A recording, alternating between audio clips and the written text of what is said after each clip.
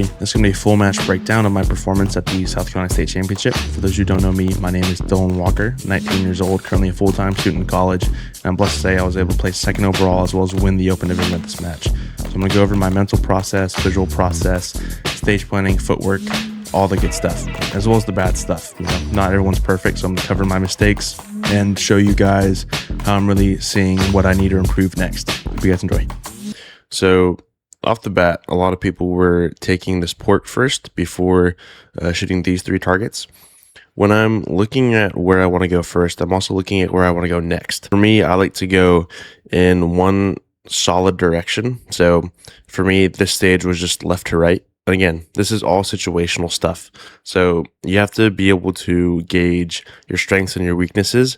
So I saw a lot of people also shoot today previously where they would overrun the port and then would mess up their position with the three targets. So that's why I opted to run all the way to the left, shoot the three targets out of the way. And then while I go into the port, move up into it so I can get closer to this front fault line and basically get myself closer to the targets without costing me any dead time. This is something I do while walking the stage. Every time I'm in a position, my feet are facing the target and then my other foot is facing my next target and seeing how I can set myself up better for the next position.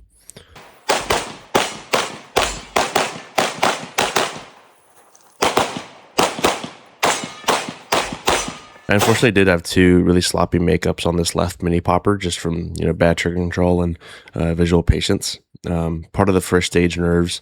I've been struggling with just consistency at matches. So what I've been trying to do is the first stage is a lot more chill. I'm not going to say I go easy on them. I'm still, putting in effort. All right. So there are a lot of good things that I'm seeing in this run. So I always go back to time being currency. I invested 1/10 of a second purposefully on this double stack to make sure I had a good grip to set me up for these back five targets. And something you can notice too in my positioning of the right foot, you can see it's pointed at this right target that is the leftmost target in the array.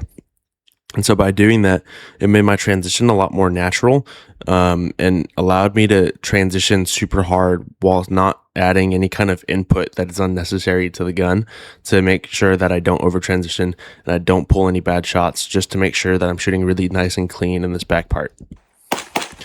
And now that I've shot that target, my right foot is now fully pointed at this target that I'm shooting at now, and my left foot is ready to go as soon as I get rid of this target here. So going based off of me having this left foot forward, I'm going to do what I call the float here. And that's where what I'm essentially doing is putting all my weight on this left foot so that I can have no input other than me leaning slightly to put onto this target. So I can still move my right foot freely, as you can see, and call two good shots there. Still being able to have forward progression while not adding tension.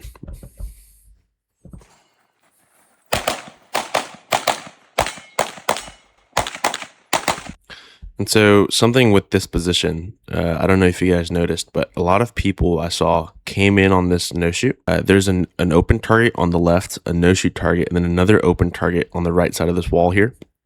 A lot of people are coming on the no-shoot and then shooting the open and then into the other open.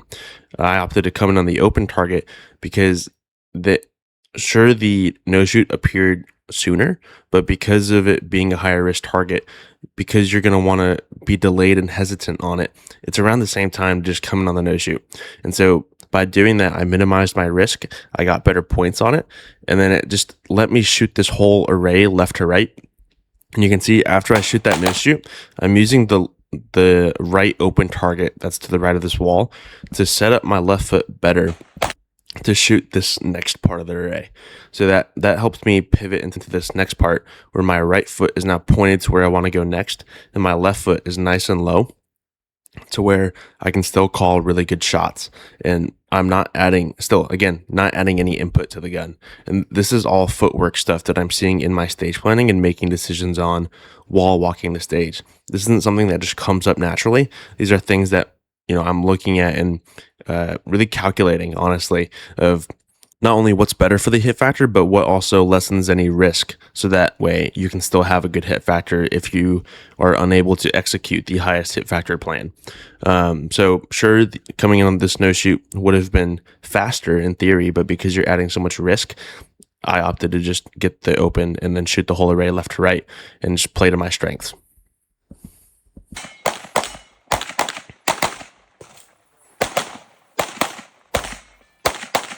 Something I noticed here is you can see my right foot. It's very minute, but when I finish my reload and then I come in on this front open target, you can see my balance kind of shifts and I kind of get on my toes. So that tells me I came in a little too hot. I should have taken smaller steps. So that's something I'm going to look for in my next match and looking for through my walkthroughs, just to make sure that I'm minimizing risk wherever I can while still being able to be on pace and competitive. So from a stage planning perspective, this was the hardest stage to get a good plan on at this match. There were so many viable options to where it was really hard to gauge which one would be the best. With having the steel swinger, which is the hardest target of the stage by far, added a level of risk to where people would also consider running all the way to this back right corner and ending on the swinger in the front because it was visible. And this is something you guys can apply in your own stage planning and walkthroughs as well, is how can I apply my strengths and weaknesses to better align with my stage plan? How can I elevate my level of execution by applying the things that I have mastered, right? It doesn't matter what everyone else is doing or what your squad mates are doing. It matters what you are doing and what applies better for you and what you can execute better and more consistently at these kinds of matches where execution matters so much. You can see that my start position was at these X's here, and I cross-stepped into the target. So this allowed me to have a little more time getting a good grip structure to be able to engage this target, and it was looking right at me when I stepped in. What it also allowed me to do is gain a little more ground, where if I had taken a step with my right foot, then I would have had to take another step with my left foot, in which I would have been more shaky and it would have cost me more time in the long run. And so by cross-stepping into the position, I didn't really risk much because I wanted to be settled for that target anyway. And so it's not adding any excess input to the gun where it wouldn't have been there already. So for me, what I look at when I'm trying to blend a stage, I look at what targets can I see where, what targets can I see in multiple positions, and where is the easiest place to hit them, and what do I need to get out of the way to be able to move in this array, and is it worth it? What am I risking? What am I gaining? So by getting this target out of the way, I could now shoot these targets a lot more aggressive and then not have to worry about swinging back to this target. So you can see after that one, I shoot a target in this right corner because by shooting that on the move and opening up my splits while still collecting good points, I'm not losing any dead time on it. I'm just gaining points while moving and setting myself up for the next position. So big thing that I don't like for me here is you can see I came in too hard into this open target. So you can see my left foot isn't even touching the ground right now. And so I shot 2 targets with only my right foot planted on the ground. If it was 1 target, it'd be okay. But with it being 2 targets, I'm just adding a level of risk to where I was dropping more points than I should have. I believe I had Alpha Charlie and another Alpha Charlie on this target. So I'm already down 2 points just because of this one mistake where I came in a little too hard. So something I really like too is my target order here. You could see 3 targets from this position.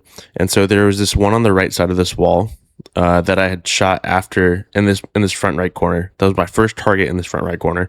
And then there was an inside target and then a farther target. And so I opted to shoot the inside target and then move on this farther outside target and then just take a little half step and then set myself up perfect for this mini popper.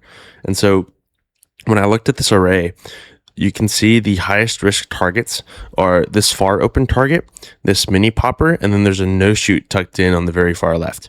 So by getting this open out of the way, I eliminate a super wide transition from this mini to this open, or from this no shoot to this open, right? So I'm getting what I need to out of the way to be able to gain more time in the later parts of this run. So sure, I am back to where I began, but because I had it out of the way, I got rid of a giant transition.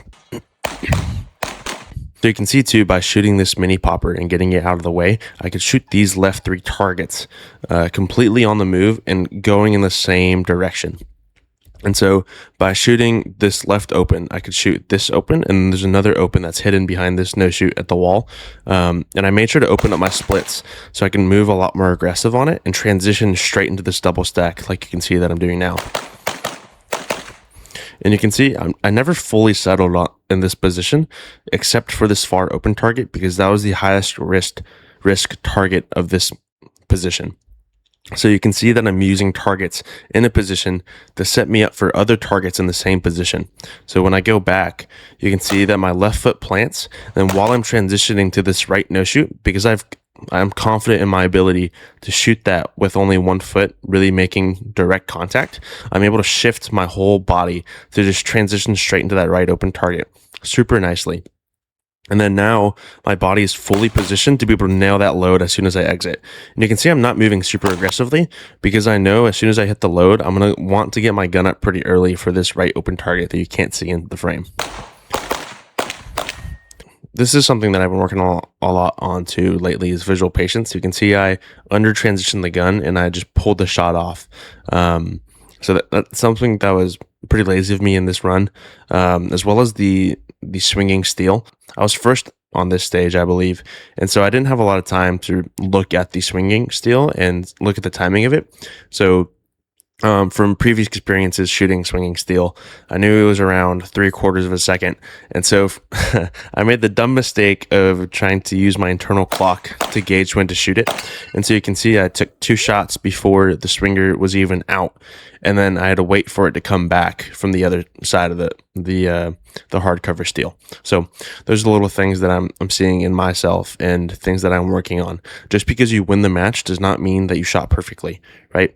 Always look for things to work on. Always be self-diagnosing, and always be ready to, always be able to redirect your approach to when it comes to your shooting and how you can play better to your strengths. I know I can blend better on this stage than I can shoot positionally on this stage. That's why I went for my stage plan. Stage 9. This is one of the higher point stages of the match, and having just come off of a really strong stage win, I was in a mental high, and I just absolutely did not focus on this stage. So this is part of where the ugly comes in.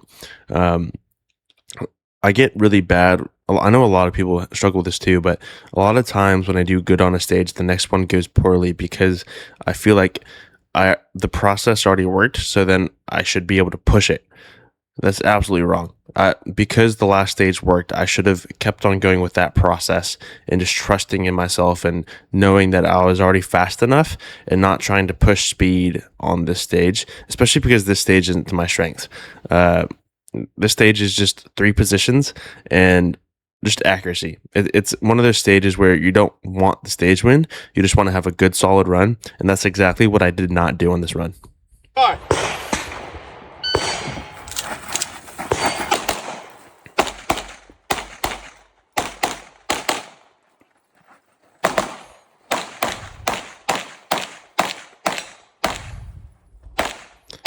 Yeah, so you can see there I had so many makeups on those steel, and that was just a mix of just a lack of visual patience, trigger control, and just all the fundamentals that are so important.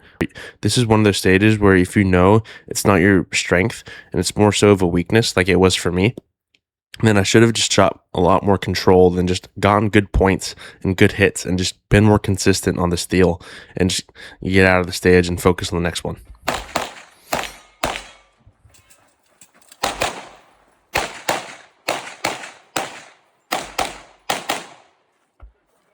This was all just a test of fundamentals, and I did not deliver. It cost me a lot of points. I believe I was around 85% on this stage. If you look at my whole match, you can see that I was pretty consistent throughout the whole day, except for stages 9 and 10. And I was really happy with myself for not letting it snowball and then tank the rest of my match, because stages 9 and 10 were still part of the first half of my match. I'll go into it a little bit later, but after those 2 stages, I had a pretty big point deficit, so being able to crawl out of that is super important. So this is stage 10.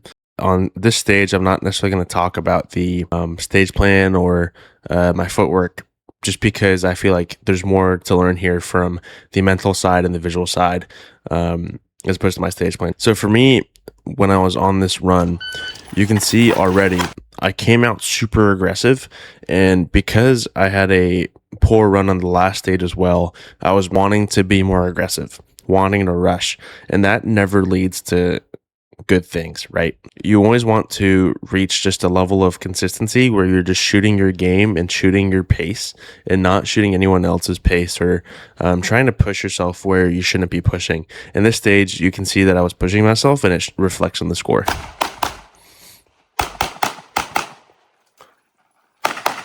And so after my reload, I had messed up my grip, and I just had super bad trigger control and trigger prep on this steel and just on the paper in general. I dropped a ton of points here, and it was just super sloppy shooting that could have been prevented if I had just fixed my grip, or if I just increased the visual patience. Just because you have a bad grip doesn't mean it's the end of your run. It just means that you need to dial in more on visual focus, and that's exactly what I did not do here. When you're in the moment, it's really hard to control yourself and make sure that you're not doing these things, but it's super hard to stay in the moment and not let yourself get snowballed by these issues.